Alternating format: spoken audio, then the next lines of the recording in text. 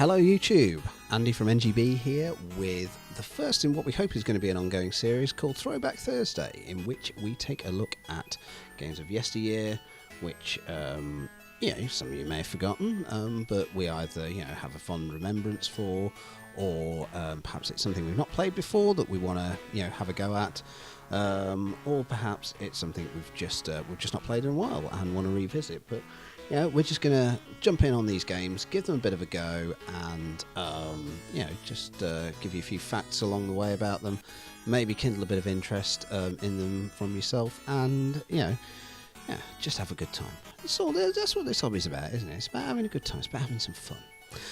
So anyway, today we're going to be looking at R-Type. We're looking at R-Type Dimensions on the Xbox One via Xbox 360 back compatibility, but specifically we're going to be looking at the first R-Type game because it's something of a landmark in video games, and it's a game that I have a very fond memory of from my childhood. So let's jump straight in there. We're going to be playing on classic mode. We're going to be keeping the original graphics mode, and we're going to be playing in widescreen because it just looks very nice. It's very nice port to the first two R-Type games. Dimensions is, and like I say, it's back compatible, so well worth picking up. So we're going to jump straight in. So as you can tell, R-Type is a side-scrolling shmup. In fact, it's probably the original side-scrolling shmup. It was released into arcades by Irem in 1987, when I was the wee age of 7. So this would have been one of the earliest arcade games I've probably got a memory of playing. And it's got those lovely big pixely graphics that you got in all quality arcade games at the time. And it's a fairly tough game. So for me as a 7-year-old, it's quite a bloody hell, quite an education to have this kind of challenge. And for me as a 38-year-old, it's certainly a challenge. So R-Type, as I say, was an arcade game in 1987, and it was quickly ported to home systems. I think my earliest memory of playing it at home was on the ZX Spectrum, which was a fairly reasonably decent port.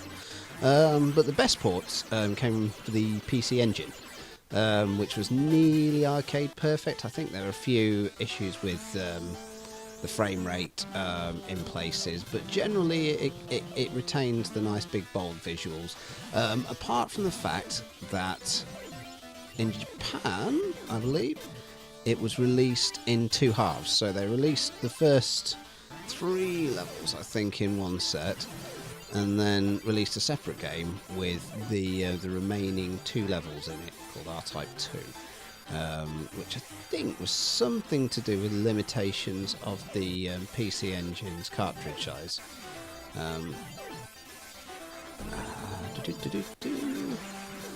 All good fun until someone dies. So obviously this is your typical one-hit death in which game which very much punishes you for dying.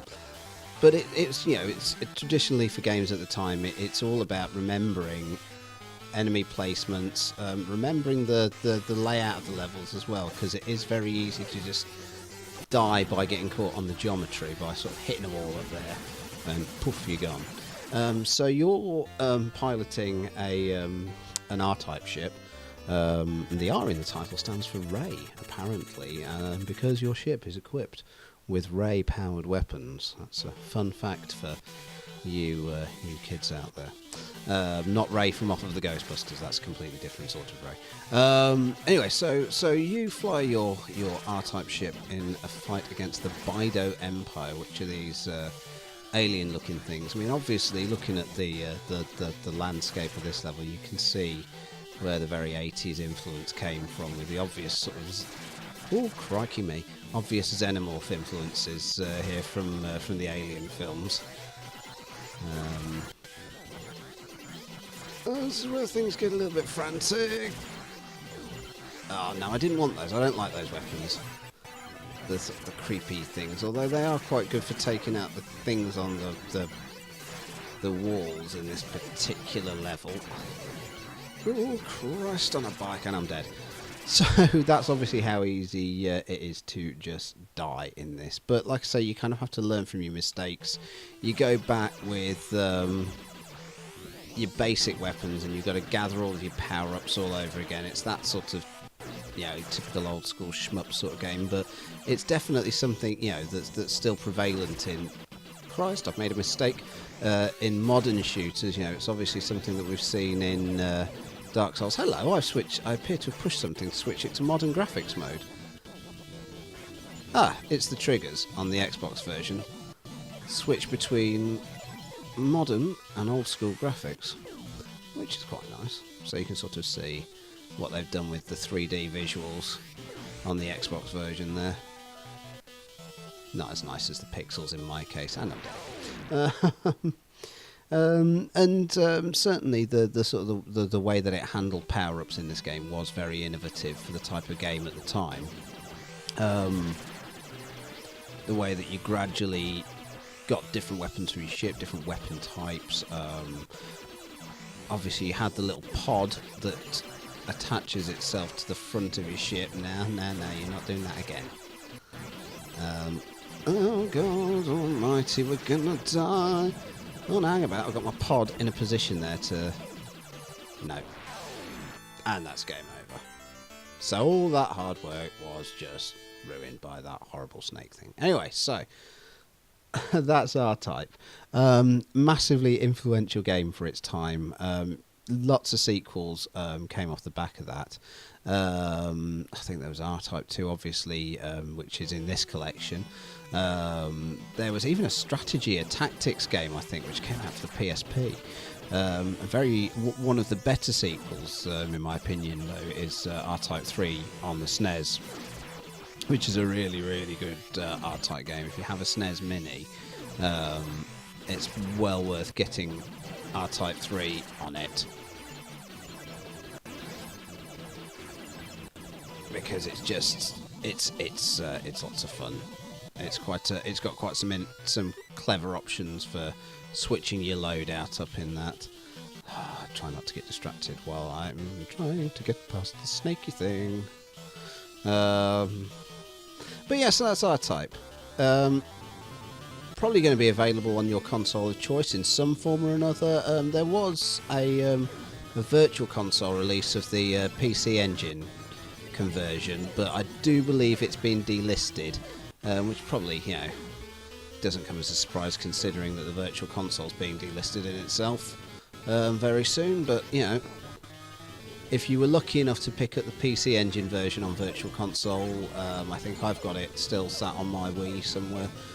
It's a very decent arcade conversion. Like I say, obviously you've got this Arcade Perfect and also updated version on the Xbox, and I think it hit the PlayStation 3 as well. So if you still got a PlayStation 3 kicking around that you're using, you could probably pick it up off PSN. But yeah, R-Type, game I absolutely love. A game some of the guys on the site hadn't heard of, so there you go. This is kind of an education for them as well as for our viewers. But yeah, I hope you enjoyed, and if you've got any suggestions for Throwback Thursday videos that you'd like to see us cover, give us a shout. As always, like, share, comment, subscribe, all that jazz, all the usual YouTube gumph. I'll just keep dying on this, as I'm doing at the minute.